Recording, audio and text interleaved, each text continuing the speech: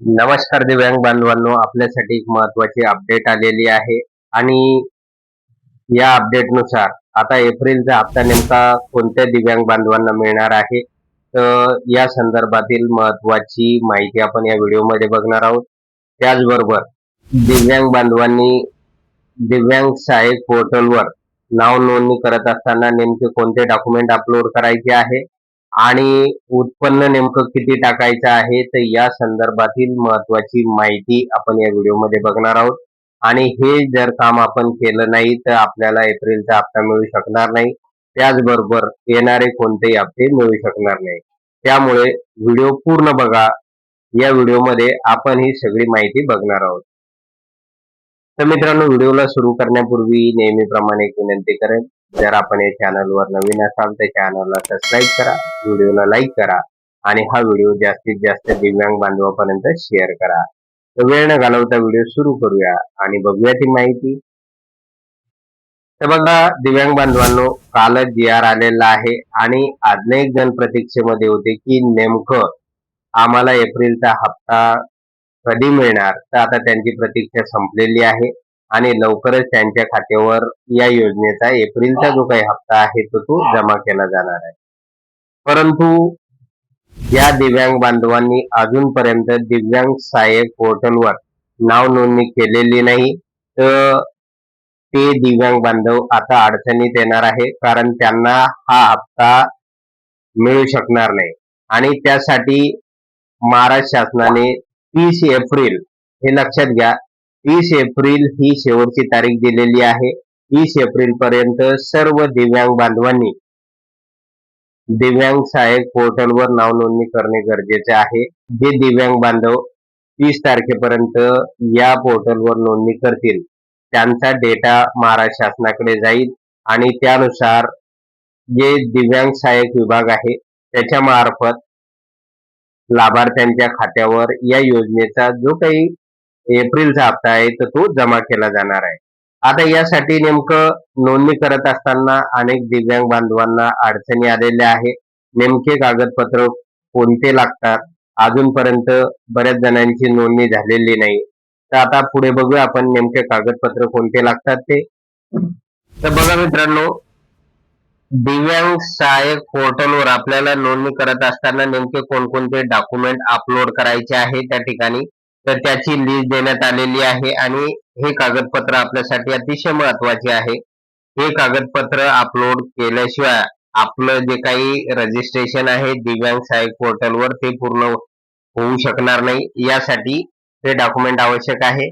तर यामध्ये नंबर 1 आहे आधार कार्ड, हे आपल्याला अपलोड करायचं आहे. त्यानंतर दिव्यांग प्रमाणपत्र, यामध्ये तुमचं UDID कार्ड किंवा डिसॅबिलिटी सर्टिफिकेट, तर यापैकी एक अपलोड करायचं आहे. UDID कार्ड अगोदर रजिस्ट्रेशन करताना लागणारच आहे. त्यानंतर जे काही रहिवासी दाखला आहे तर त्या रहिवासी दाखल्यासाठी पुढील एक डॉक्युमेंट आपण अपलोड करू शकता. तर यामध्ये बघा, जर आपल्याकडे रेशन कार्ड असेल तर ते अपलोड करू शकता.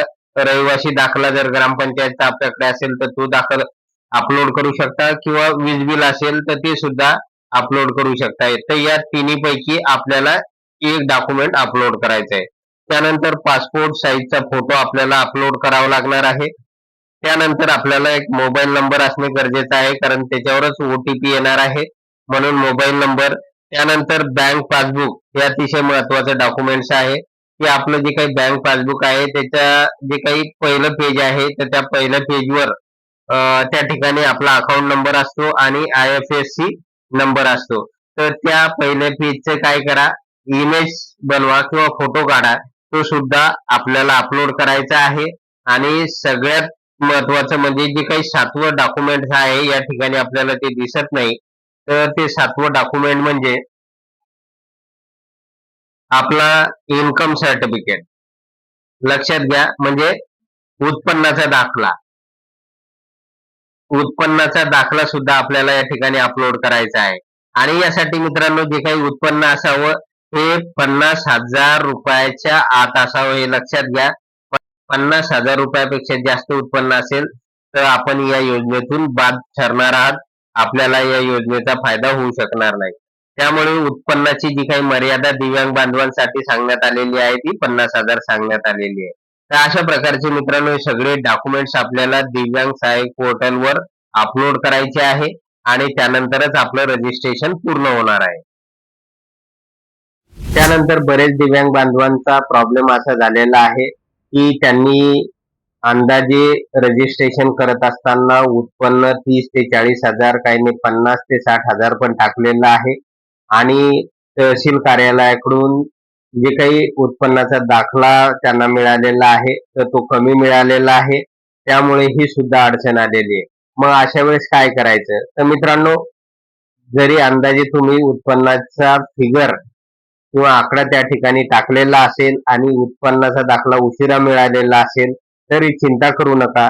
तहसीलदाराकडून जो उत्पन्नाचा दाखला तुम्हाला मिळालेला आहे तो तुम्ही अपलोड केल्यानंतर संबंधित विभागामार्फत तुम्ही टाकलेला जो काही उत्पन्नाचा आकडा आहे आणि तहसीलदाराकडून मिळालेला जे काही उत्पन्नाचा दाखला आहे ते याची शहानिशा करून तहसीलदाराकडून मिळालेला उत्पन्नाचा दाखला आणि तेच उत्पन्न ग्राह्य धरल्या जाणार आहे.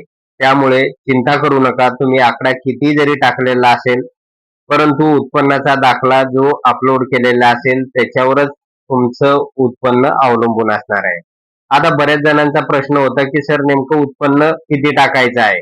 तर हे बघा, सामाजिक न्याय व विशेष सहाय्य योजना यांचं जे काही पोर्टल आहे या पोर्टलवर जर आपण गेलं तर आपल्याला असं दिसून येईल की त्या ठिकाणी दिव्यांगांच्या उत्पन्नामध्ये वाढ करून त्यांचं उत्पन्न हे 50,000 रुपयाचं सांगण्यात आलेलं आहे. म्हणजे 50,000 रुपयापर्यंतचं लिमिट दिव्यांग बांधवांसाठी ठेवण्यात आलेलं आहे.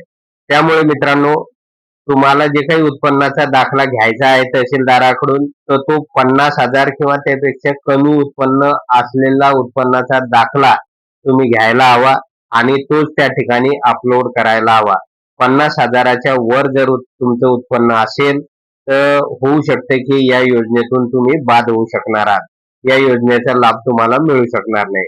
म्हणून तुमचं जे काही उत्पन्नाचा दाखला आहे तर तो 50,000 किंवा त्यापेक्षा कमी असावा. या काही महत्वाच्या अडचणी अनेक दिव्यांग बांधवांना आलेल्या होत्या. त्यामुळे मित्रांनो, जी अगोदर सांगितलेली कागदपत्रांची लिस्ट आहे त्यानुसार सगळे डॉक्युमेंट दिव्यांग सहाय्यक पोर्टलवर अपलोड करा. त्याचबरोबर जे काही उत्पन्नाचा दाखला आहे तर तो 50,000च्या आत घ्या आणि तो अपलोड करा. म्हणजे तुम्हाला या दोन्ही गोष्टी 30 एप्रिल पर्यंत करणे गरजेचे आहे. 30 एप्रिलला मात्र नोंदणी बंद होणार आहे आणि त्यानंतर लाभार्थ्यांना एप्रिलचा हप्ता मिळू शकेल असं अपेक्षित आहे. नुकतंच जे काही अपडेट संबंधित योजनेच्या अधिकारी आणि कर्मचाऱ्याकडून आलेलं आहे तर ते पाहणं अतिशय गरजेचं आहे. त्यानुसार 30 एप्रिल पर्यंत मात्र आपल्याला नोंदणी करणे गरजेचं आहे. जे लाभार्थी नोंदणी करतील त्यांनाच या योजनेचा लाभ मिळणार आहे आणि जे दिव्यांग बांधव नोंदणी करणार नाही त्यांना मात्र या योजनेचा लाभ मिळू शकणार नाही. तर मित्रांनो, अशा प्रकारे एक महत्वाचं अपडेट होतं. जर आपणास हा व्हिडिओ आवडला असेल तर व्हिडिओला लाईक करा, चॅनलला सबस्क्राईब करा आणि हा व्हिडिओ जास्तीत जास्त दिव्यांग बांधवापर्यंत शेअर करा. धन्यवाद.